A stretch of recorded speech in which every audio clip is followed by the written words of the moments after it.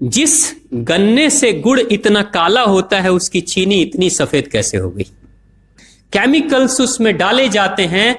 और मैं एक चीनी मिल के अधिकारी जो मैनेजर है, मैं उनकी बात आपको बता रहा हूं। उन्होंने कहा कि मुझे लगभग 12 साल हो गए चीनी मिल में काम करते हुए, और जब से मैंने काम करना शुरू कर दिया चीनी मिल में, तभी से मैंने घर में चीनी लाना ही बंद कर दिया। मैं तब से अपने बच्चों को चीनी खिलाता ही नहीं हूं, जबकि नौकरी से सैलरी वहीं से मिलती है, मगर चीनी नहीं। मैंने कहा कि आखिर कौन सी घटना घटी जिसके कारण से आपने ऐसा किया।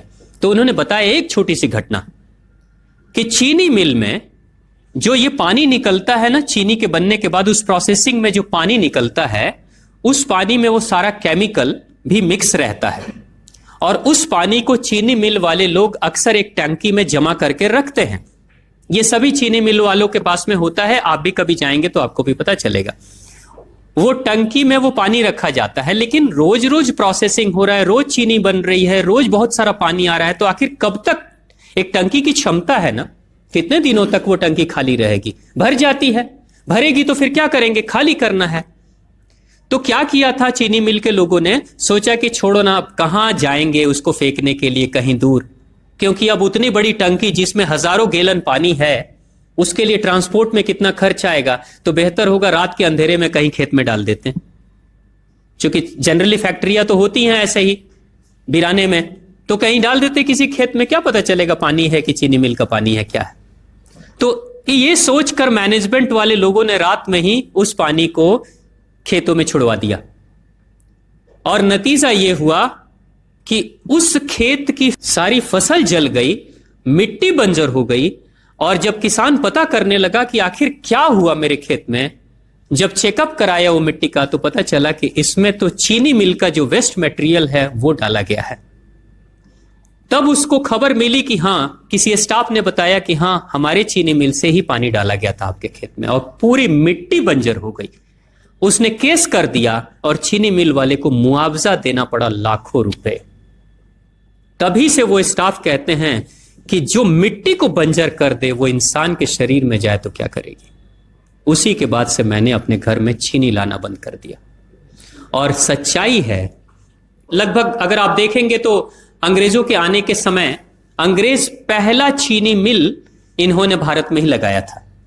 पहला चीनी मिल भारत में ही अंग्रेजों का लगा, और अंग्रेजों ने चीनी की शुरुआत की। भारत के लोग गुड़ खाते थे, चीनी नहीं खाते थे, उन्होंने बहिष्कार किया, बिल्कुल नहीं। लेकिन चीनी और चाय पत्ती दोनों के लिए लोगों को तैयार किया गया था। चाय पिला पिलाकर फ्री में, चीनी के लिए तैयार किया गया और चाय के लिए भी तैयार किया गया।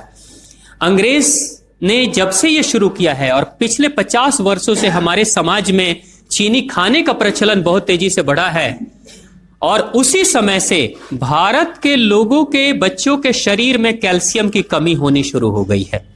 अगर कोई मां, अगर कोई बहन जो गर्भवती हो, गर्भकाल के दौरान अगर चीनी का सेवन अगर कोई बहन कर रही हो, तो चांसेस ज्यादा होते हैं गर्भपात होने के।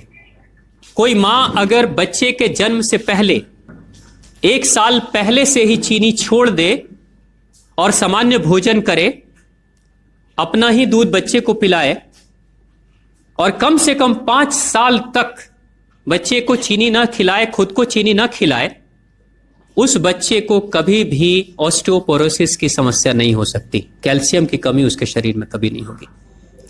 चीनी जब जाती है आपके शरीर में, तो बाहर जब निकलती है तो अकेले नहीं निकलती, कैल्शियम लेकर निकलती है। चीनी कैल्शियम लेकर निकलती है, हड्डियों को गलाकर निकलती है। और जिसके शरीर में कैल्शियम की कमी हो जाती है, उसके शरीर में मैग्नीशियम, पोटेशियम, आयरन सबकी कमी हो जाती है।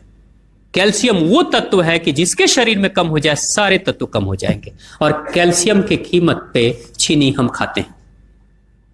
भारत, पाकिस्तान, बांग्लादेश, नेपाल, ऐसे कुछ देशों के अलावा दुनिया के बहुत सारे ऐसे राष्ट्र हैं जहां चीनी का इस्तेमाल ही नहीं होता। आज भी चीनी खाते नहीं, बहुत सारे देश नहीं खाते बिल्कुल।